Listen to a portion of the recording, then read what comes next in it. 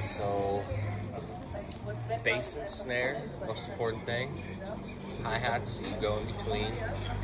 So, if you don't have a mic, then you're wanting to do like powerful. And then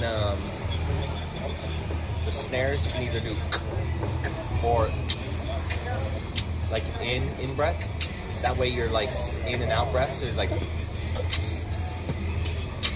and that way you're inhaling, and then you can keep your breath control. I'm trying to get that.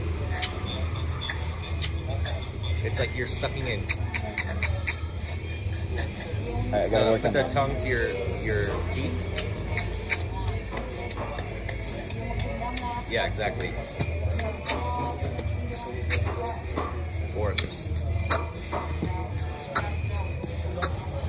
I'm trying to breathe it in. That's a spit from the back throat, like the K But sound. you're inhaling? No. That's the outward one.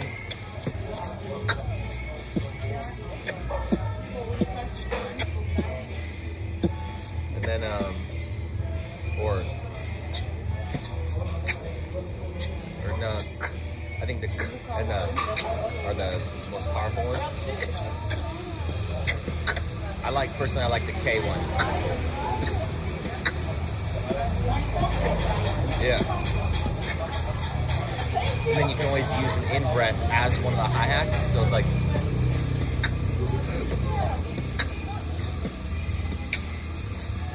you know, it can be like a little, yeah.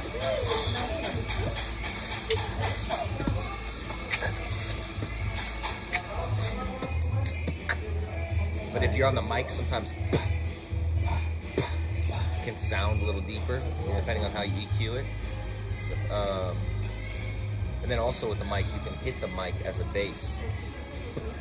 And so like that, just that little hit can be a bass, and then like, you know what I mean? So those are a few tricks.